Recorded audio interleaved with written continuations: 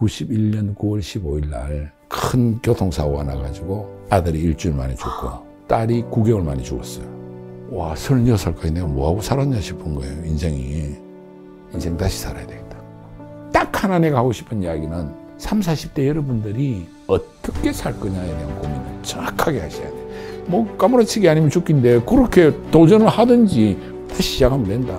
그러면 40이 안 되면 50에 다시 한 살 하면 되는 거 아니야. 이런 좀 넉넉함, 당당함이 있어야 된다. 그 당당함은요, 하루아침에는 절대로 안 생겨요. 무너지고 일어서고 무너지고 일어서고 하면서 생긴다고 저는 생각해요. 제가 인생을 다시 살아야 되겠다고 생각했던 게 36살 때예요. 저한테 되게 중요한 시점이에요. 27에 대학을 졸업했거든요. 근데 딱히 할 일이 없어서 사실은 학원 강사 한 거예요. 그렇게 해서 한 2년만 하고 돈을 벌어서 내가 인문학 공부한 사람이니까 제가 서울대 서양사학과 나왔거든요. 근데 부전공은 철학을 했어요. 철학 공부를 하고 싶었어요. 그래서 독일로 유학 갈까 뭐 이런 막연한 생각을 가지고 했는데 한 2년 해보니까 그래서 88년, 89년, 28, 29에 해보니까 내가 이쪽에 재능이 있어. 그리고 내가 목표한 거에 한 2배 이상 돈을 벌었는데 그때 한 1억 벌려고 했거든요. 근데 한 2억 딱 벌면서 보니까 그때 당시 2억이면 즉 큰 돈이에요. 근데 또 그때 마침 지금 우리 이 월급쟁이 30, 40대가 경험하는 그런 일이 터져버렸어요. 내한테. 무슨 일이 터지냐. 무슨 일? 28에 이제 본격적으로 학생을 가르치겠다고 그룹 가입을 했고 그래서 돈을 좀 벌었고 상당히 10명 중에 9명을 합격시켜가지고 그 다음에 수업료를 4배를 올렸어요. 결과를 냈으니까 하여튼 4배를 올렸으니까 소득이 많이 늘어났을 거 아니에요. 근데 한번 여러분들이 조사해 보시면 아시겠지만 89년에 주택 가격이 폭등해 버렸어요. 전세가가 3배, 4배 올라 버렸어요. 내가 이제 88년 가을에 드디어 강남으로 이사를 들어오거든요. 반포동에 있는 미도 아파트 33평에 들어왔어요. 지금 정확한 금액은 모르겠는데 그때 33평의 전세가 한 2,000도 채 안 했어요. 2천만 원도 채 안 했거든요. 근데 그게 88년인가 90년인가 하여튼 그 다음에 하여튼 전세 갱신을 해야 되는데 이게 한 4배 이상 올랐을 거예요. 그때만큼 그렇게 올란 적이 없어요. 한 8천인가 뭐 6천인가 8천 달라는 거야. 지금 시기로 따지면 한 2억이었던 게 8억? 6억, 8억. 6억, 8억이 된 거죠? 이게 완전 미쳤나 싶은 거예요. 그래서 내가 어떻게 했냐.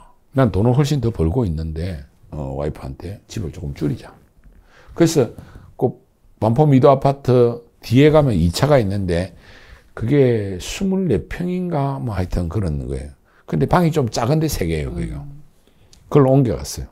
옮겨가면서 이제 두려움도 있었어. 전세를 거기도 뭐 한 4, 5천 넘었을 거예요. 이걸 다 때려 넣는 것보다는 그때는 반전세 같은 거 거의 없을 때인데 스스로 내가 반전세를 주인하고 딜을 한 거예요. 그 당시에는 금리가 막 12% 이럴 때거든요.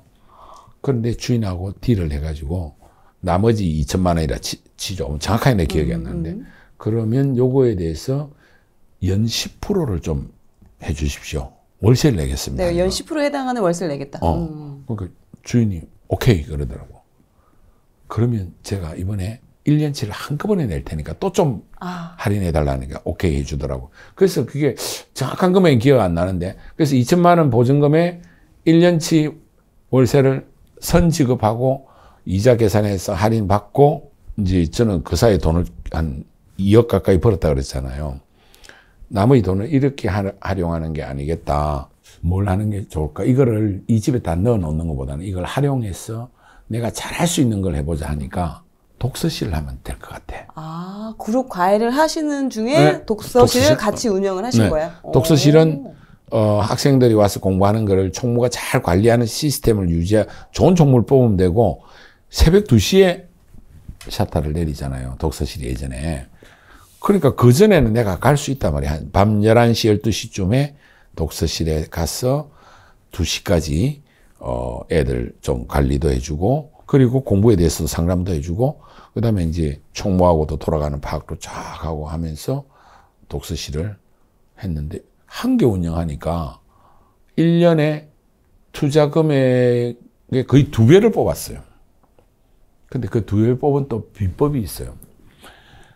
내 기억에 그때 그 독서실을 1,500에 인수한 것 같은데, 그 당시 돈으로. 이건 아마 우리 월급쟁이 부자들한테 이 이야기 지금 좀 처음 얘기하는 네, 네, 하시는 것 같아요. 좀 네. 도움이 될 것 같은데. 네네, 좋아요. 이제 내가 잘 아는 분들한테 한번 이야기하는데, 독서실을 해야 되겠다라고 딱 생각을 하고, 그럼 독서실을 어떻게 해야 되는지 인수를 해야 되잖아. 그렇죠. 근데 그 당시의 시스템은, 지금은 또 이게 거래하는 뭐 여러 가지 시스템이 있지만, 그 당시에는 지금 같이는 온라인이 발달해 있던 시절이 아니니까 딱 한 개밖에 없었어요. 종로에 그런 상업과 관련된 전문 부동산 업체가 쫙 있었어요. 그러면 뭐 종로 무슨 부동산 다 이런 뭐 슈퍼, 뭐 독서실, 학원, 뭐 조그만한 여관, 여인수. 상가만 뭐 전문적으로 중개하는. 네. 그러니까 임대차가 아니라 그 업종을 권리금 매매로. 받고 사고 하는 그런 걸 매매해주는 전문 부동산이 있었어요. 그러면 이제 팔고 싶은 사람은 어떻게 했냐. 그 부동산하고 연결해가지고, 그러면 그 부동산은 그 매물을 어떻게 내놓느냐 하면, 그 당시 신문 한번 찾아보십시오. 조중동 이런 주요 언론들에는 그 광고가 엄청 많아요. 요만한 크기로 딱 몇 자 이래 나오는데, 전세인데, 전세, 보증금 얼마, 월세 얼마, 권리금 얼마, 그 다음에 독서실 150석, 뭐 이렇게 해가지고, 얼마 가능, 금매, 뭐 이렇게 그런 게 나와요. 그게 쫙 나와. 그 매물을 가진 사람은 그 매물 하나에 5만 원을 주면 부동산들은 다 모아가지고 신문에 광고하는데 이제 중간에 자기들 또 수수료 가져가겠죠. 그러니까 뭐 내 같은 사람은 이제 그걸 보는 거예요. 요 부동산 전화해보고 이렇게. 근데 보통 그런 걸 인수할 때 사람들이 역삼동 어디 있는 독서실이다 하면 그 독서실 앞에서 만납시다. 그 당시에는 휴대폰도 없고 삐삐도 없었던 그렇죠, 시절이잖아. 그렇죠. 그럼 어떻게 하느냐. 그 부동산 중개업자는 오른손에 조선일보 신문을 들고 있겠습니다. 무슨 007 첩보야. 재밌죠? 그러면 저는 갈 때 어떤 색깔의 가방을 들겠습니다. 아니면 뭐 모자를, 야구 모자를 하나 쓰고 가겠습니다. 아니면 어떤 색깔의 잠바를. 그러니까 쫙 시간 되면 서로 쫙 만나는 거예요. 저 자식 봐라. 조선일보 신문 들고 있네. 여기는 뭐 야구 모자 쓰고 나타났네. 그때 뭐 자가용도 별로 없던 시절이고. 그러니까 딱 만나가지고 그러면 김덕수 씨죠? 하면 예 그렇습니다. 저 이번에 매물 구하는 손주원입니다. 이렇게 인사를 하는 거예요. 그래가지고 가면 또 금방 이야기가 돼요. 아니면 그 근처에 가서 뭐 다방에 가서 커피 한잔 하든지 하면서 매물 설명받고 주인한테 이야기해놨으니까 가서 보는 거예요. 이게 좋다고 막 또 설레발을 치겠죠, 그러면. 주인도 뭐, 내가 뭐 건강이 좀 악화됐어. 아니면 이제 자식들 다 미국에 사는데 정리하고 나도 미국 들어가려고 나면 다 대부분 다 거짓말이야. 그렇게 하면서 이제 서로 매물 소개하고 이렇게 하는 거예요. 보통 이제 그런 식으로 사고 싶은 사람들은 한 몇 개를 보겠어요.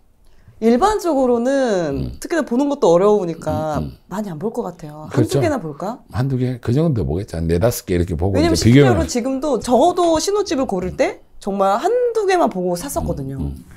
근데 제가 그 당시에 29번째인가 뭐 하여튼 30번째인가 그 정도 그 당시에요? 보고 독서실을 인수한 거예요.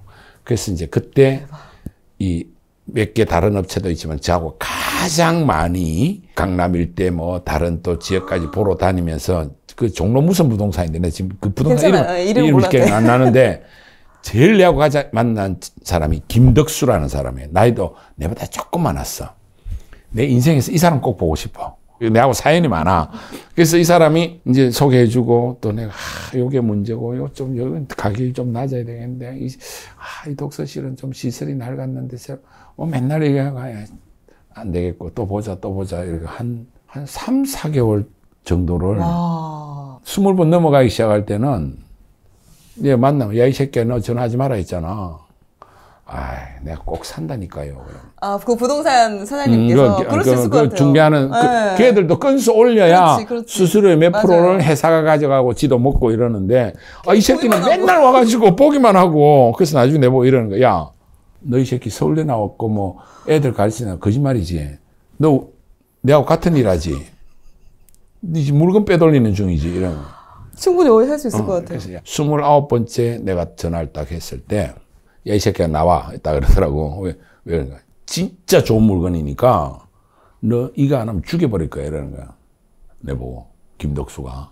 그래서 만난 게 청담동 한양 삼익 아파트 단지가 있어요. 지금 거기가 이제 그 아마 GS 뭐 그걸로 바뀌었는데, 그러니까 삼성동 그 현대 아이파크 밑에 쪽에 예, 한양 독서실을 딱 소개해 준 거예요. 한양상가 안에. 야, 이건 진짜 싸고 괜찮아. 특히 이미 또 한 20몇 개의 그런 독서실을 봤기 봤으니까 때문에 내 안목이 생긴 이제 거고. 가격이나 이게 아니, 이제 비싼지를 또 아실 수 그 있을 소개해 주는 놈도 나를 갖다가 다시는 만나지 말자 했다가도 어쩌면서 간절함이죠.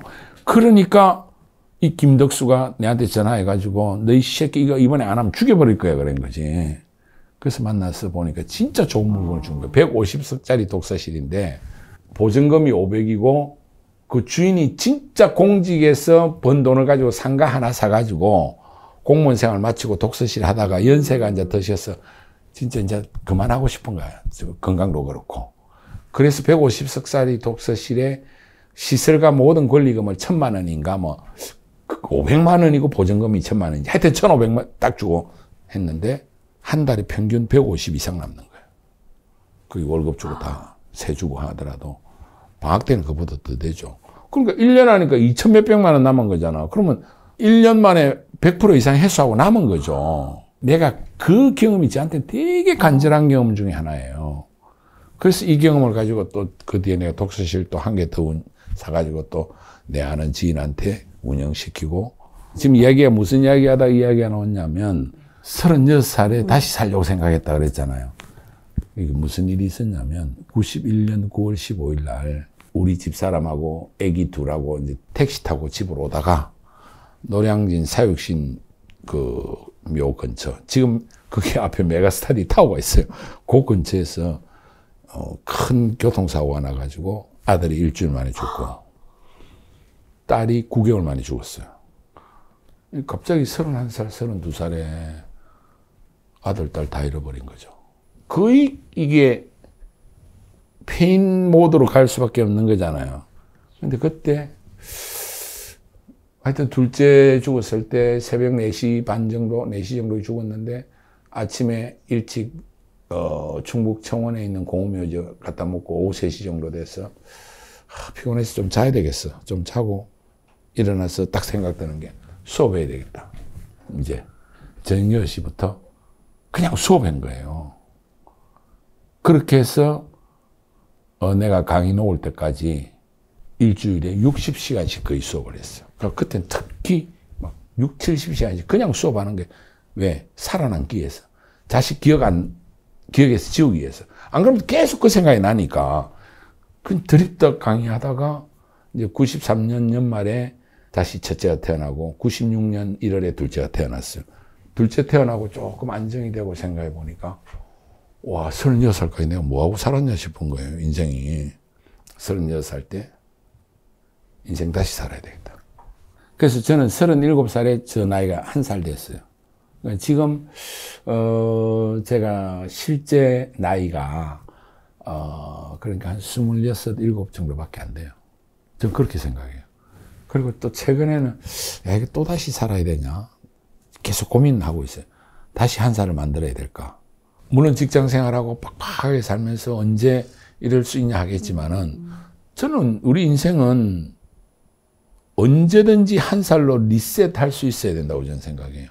그렇게 해서 제가 36살 때 1년간 집중 고민해서 내린 결론이 제 강연에 어디 보면 그것도 막 그 당시에 만들어 놓은 아크릴판 사진도 있고 막 그래요. 루트 97 신화창조 ROT. 인생이 지금까지 내가 떠다닌 것 같다. 어쨌든 운명에 의해서는 다시 37에 뿌리를 내리지 않은 의미에서 ROT 97년. 자, 다시 시작한다.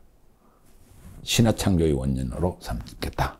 그래서 내린 결론이 가정이 뭐냐면 그 이전에 그룹가에 또는 이제 한 20명 하던 소규모 형태의 학원에서 누구나 들을 수 있는 대중 강의, 값싼 강의로 이 소수의 부잣집 애들을 가르치는 데는 불평등의 문제가 크고 내가 윤리적으로 개인적으로는 선이지만 사회윤리적인 어떤 악의 문제 이걸 해결하기 위해서 누구나 들을 수 있는 대중 강의로 전환한 거예요. 이제 그룹 하다가 학원 할 때는 월 한 4, 5천 벌었거든요. 그게 큰 돈이에요, 그 당시.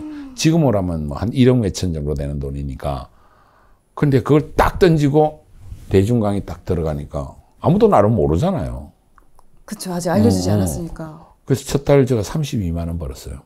그럼 너무 현타오지 않았나요? 아니, 근데 저는 당당하게 이 일을 하고 싶었었기 때문에 어쩌면 내가 내 자신에 대한 믿음도 있었고 강의에 대해서는 자신도 있었고 뭐 성공 실패에 대한 고민을 좀 덜 했기 때문이기도 한데 그게 2월 첫 월급이었거든요. 97년. 그리고 7월 달 여름방학 때부터 20개 반, 한 4-5개 학원에서 20개 반 개설이 전 타임이 마감돼 버려요. 마감돼 버리고, 그걸 그 다음 텀에 와서는 한 교실을 100명 하던 걸 250명으로 늘려가지고, 월 강사료가 한 4억. 그 당시 4억이면 되게 큰 돈이에요. 지금 말하면 한 12, 3억 원 될 거예요. 월. 그걸 강사료로 받는. 그리고 월 5,000명씩의 수강생을 그 이후로 한 7, 8년 쫙 가져. 이건 학원가에 없는 사례입니다. 그리고 한 달에 5,000명씩 가르친 선생은 저밖에 없어요. 저를 자랑하는 게 아니라. 근데 내가 36살에 다시 인생을 살겠다고 생각 안 했으면 이렇게 안 됐어요. 안 했을 거예요. 왜냐면 이미 서초동에 있는 그 내 소수정예 학원은 탄탄하게 체제가 굳혀져 있고 월 4천씩 벌면 그 상당히 지금으로 그렇죠. 월 1억 그럼요. 몇천씩 버는 고소득자잖아요. 네. 근데 내가 어떻게 살 것이냐 고민 때문에 그 결론을 내린 거고 뭐 누구나 할 수 있는 일은 아니겠죠. 또 누구나 이렇게 살 필요도 없고 그저 일상에서 워라벨로 사는 삶도 좋은 삶이고 이렇게 사는 삶에는 워라벨은 없어요. 사실은. 워라벨까지 하고는 불가능한 거잖아요.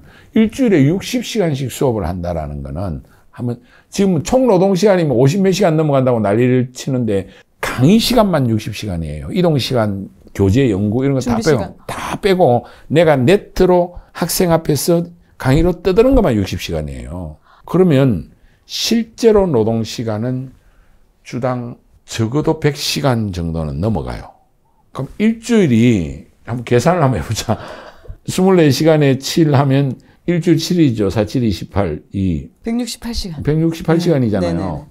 168시간 중에서 100시간은 노동을 한 거예요. 나머지 70시간 중에서 6시간 자고, 그 다음에 이동도 하고, 뭐, 이러면 최소한의 생활밖에 못 하는 거예요. 그래서, 그 당시에 제가 한 97년부터, 한 10년은 넘게 했구나. 2008년까지는 그렇게 수업을 했거든요. 그 당시에 저녁은 항상 차 안에서 기사하고 이동하면서 도시락 먹고 도시락통 몇 개씩 들고 다녔어요. 그리고 뭐 피곤하면 또 차 안에서 자고 일요일 같은 경우에 제일 강의를 많이 한 날은 아침 6시 시작해가지고 중간에 잠깐 교회 한번 갔다 오고 새벽 1시에 끝나는데 수원의 모 그 당시 원장이 너무나 자기 좀 한 타임만 넣어달라 했어. 시간 넣을 데가 없는데. 그래서 내린 결론이 월요일 날 0시 30분에 시작하자. 월요일 0시 30분. 자정 넘어서. 네. 내가 평촌에서 12시 반에 끝나니까. 그러면 평촌에서 수원까지 시간 빵이잖아요. 빵분 만에 가야 돼. 물론 조교들이 가서 먼저 시험을 치게 했어. 연습하고. 그렇게 해서 실제로는 월요일 날 01시에 새벽에 강의를 시작해서 새벽 4시 반에 끝냈어요. 그럴 때, 한동안에 내가 방학 때 하고 몇 번 수원 강의할 때는 일요일 날 강의 시간은 그 18시간인가 그랬어요. 그러니까 이렇게 사실하는 게 아니고요. 근데 그럼 어떻게 그렇게 할 수 있느냐. 워라벨보다 이게 더 재미있어요. 진짜 재미있어요. 자기가 좋아하는 일을 하면. 저는 강의를 되게 좋아하거든요. 지금 오늘 질문하고 전혀 관계없이 내가 다 진행하고 있잖아요. 아니요, 좋습니다. 월급쟁이 부자들 여기 되게 마음에 들었는지 내가 한 번도 안 한 이야기예요. 네, 오늘 엄청나게 그러니까 저도 이제 다른 영상에서 못 본 이야기들 엄청 많이 하고 있는데 들었던 내용들과 전혀 다른 네. 이야기들 해주셔가지고 독서실 29번 만에 산 거. 이건 네, 내가 이거 지금 아직 처음 강연에 하시는 3도 안 것 나오는 같은데요. 이야기인데 근데 내가 사실 여러분들한테 필요할 것 같아.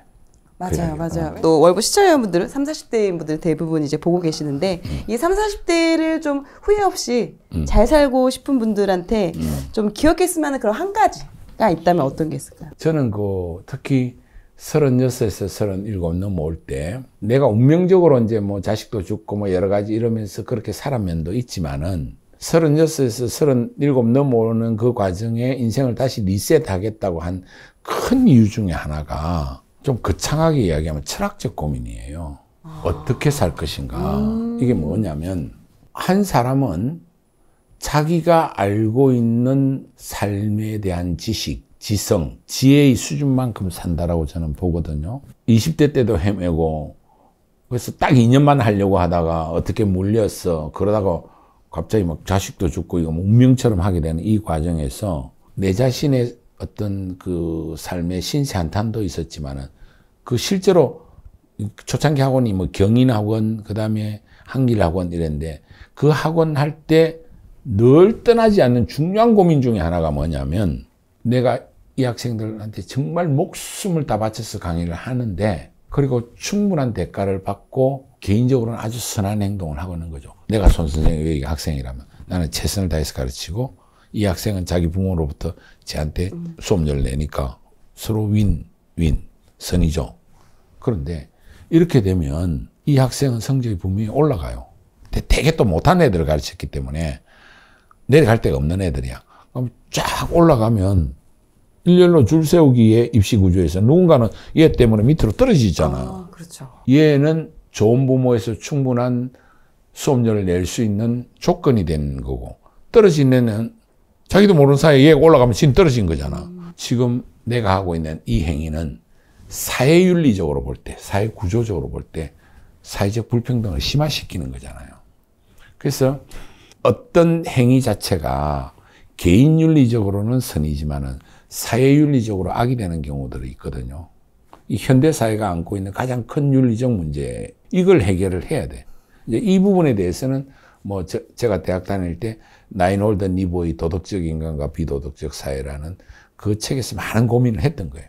내가 지금 고작 하는 행위가 이 사회 불평등을 심화시키는 행위를 하고 있으니까 내가 명색이 그래도 좀 배웠다는 놈이 내 먹고 살고 또 살아남기 위해서 어떻게 이걸 하고 살아야 되냐. 이건 아니다. 그렇게 해서 이제 자식도 태어나고 조금 안정이 되고 나서 다시 살아야 되겠다고 생각한 가장 큰 이유가 여기에서부터 출발합니다. 출발해가지고 생각을 해보니까 내가 잘할 수 있는 거는 그렇다고 해서 그 나이에 새로운 무슨 뭐 사법고시 시험을 준비한다든지 요즘 말하면 로스쿨을 간다든지 뭐 또 어떤 사람들은 막 늦은 나이에 뭐 의대 가거나 한의대 가거나 이런 분도 있는데 뭐 그런 선택도 할 수도 있지만은 또 현실적으로 생각을 해보면 만약에 그 당시에는 이제 로스쿨 없었을 텐데 내가 진짜 마음 먹고 독하게 먹고 사법고시를 한다. 한 2, 3년 만에 됐다. 나이 40에 변호사 해가지고 이게 아닌 것 같아 그런 거는. 또 그런 능력도 안 되고 내가 그렇게 성실하지도 않고 뭘 하지? 자, 할 수 있는 거라는 게 직장 들어갈 수도 없고 나이 30대 후반에 막 새로운 아이디어를 내가 사업을 시작하는 거 아는 거 아무것도 없는데 그러니까 어느 날 이 생각이 들더라고. 내가 제일 잘하는 거는 애들 조지는 거니까 학생 진짜 그건 잘했어 예전에. 그거 이야기하려면 밤새고 이야기해야 되는데 그 당시까지 그래도 꽤 돈을 모아놨어. 그 당시 돈으로 한 35억 되더라고 재산이. 이 돈하고 어떻게 주위에서 펀딩도 잘 좀 하고 또 우리 고향에 한 5,000평 되는 그린벨트 지역에 가수원도 있고 뭐 이런 여러 생각.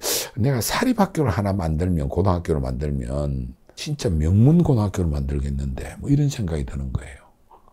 내가 딱 내한테 맞고 야 그래서 내가 고등학교를 하나 만들까? 그 생각을 막 간잠했어요. 그럼 엄청 이런 나이야. 근데 30대? 30대 중반 36.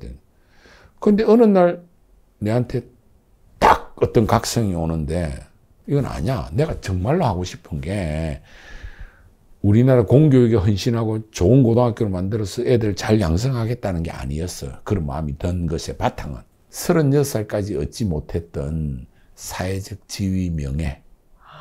내가 사립고등학교 만들고 이사장 되면 그래도 탁 학교 번듯하게 가고 우리나라 사립고등학교는 월급 이런 게 다 교육부에서 다 주는 거니까 다 안정되게 고등학교 재단 하나 만들어서 살려고 하는 엄청 얄팍한 생각이야. 사실 본질은.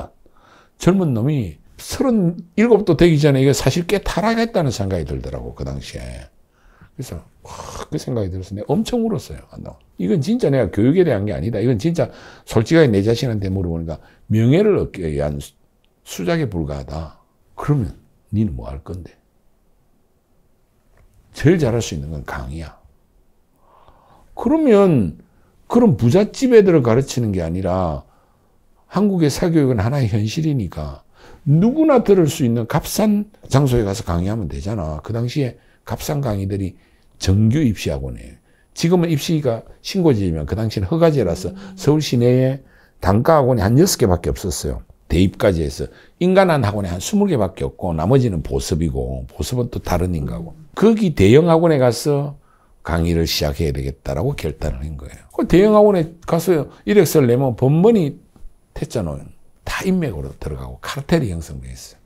그리고 또 가가지고 내가 니 무슨 강의 할 건데 하니까 그전엔 제가 전과목을 했거든요. 전과목이라니까 원장들이 내보고 또라이라고 생각하더라고. 그때까지 제가 몰랐는데 그 당시 법에는 전공 근처만 해야 돼요. 다른 과목 하면 상치 과목이라 해서 불법이에요.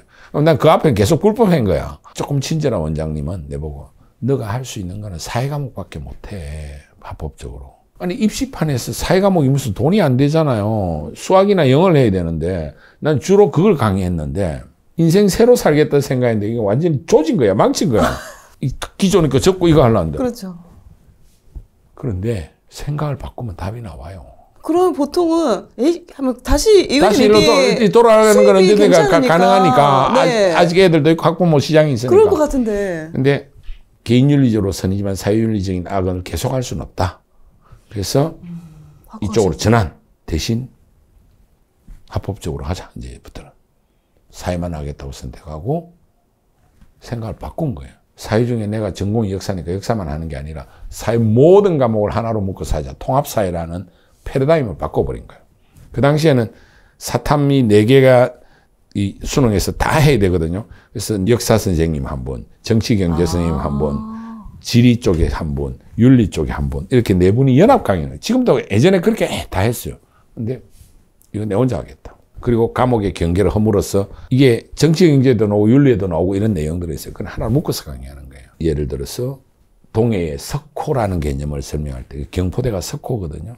그 석호의 묘사가 관동별곡에 아주 잘 돼 있어요.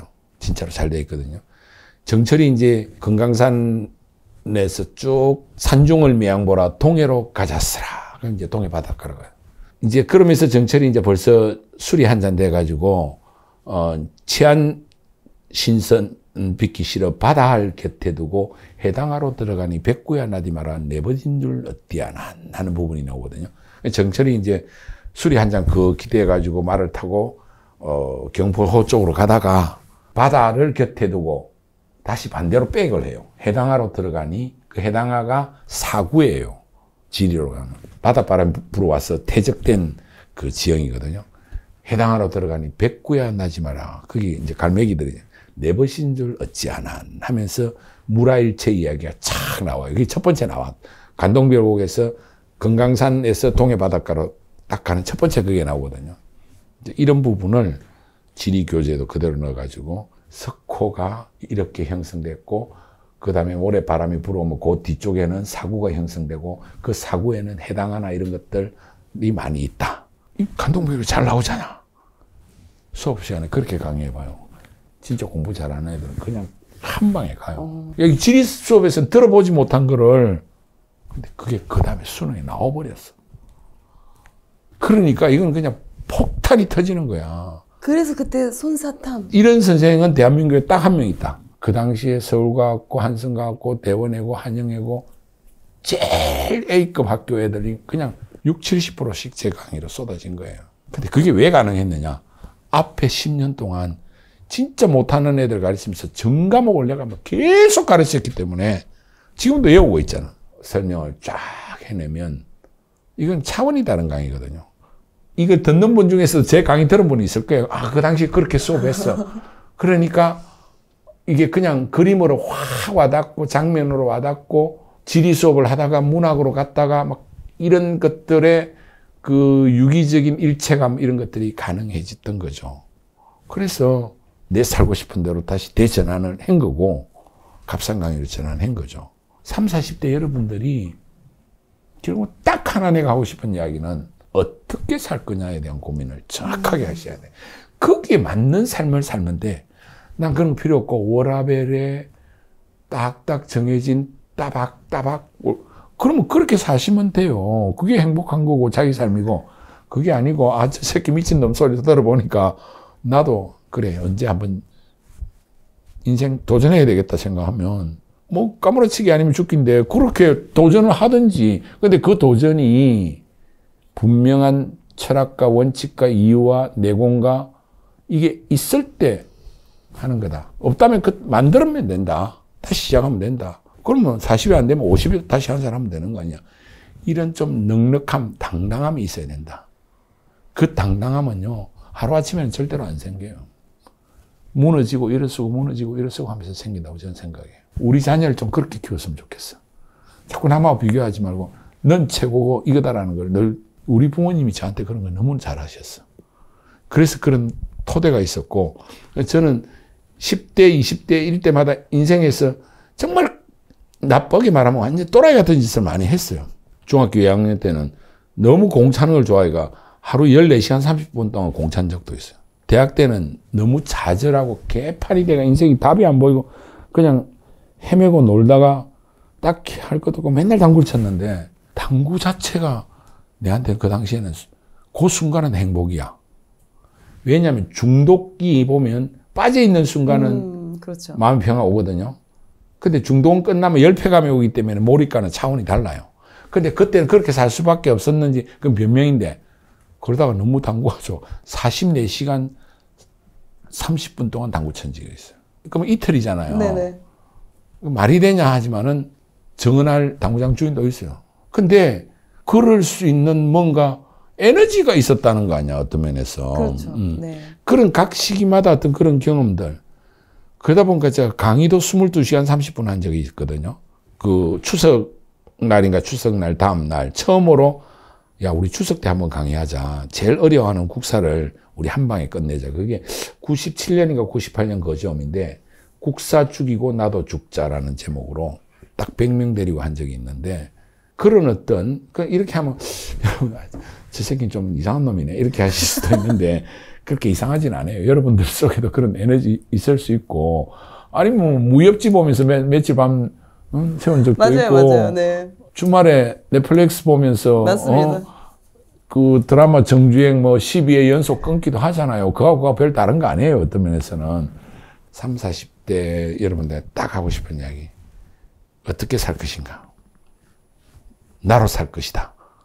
이거 하나에 천착하고 거기에 성찰하고 가장 나다운 딱 도전하면 얼마든지 월급적인 부자를 훨씬 넘어선 전 대단한 분들이 나올 거라고 생각합니다.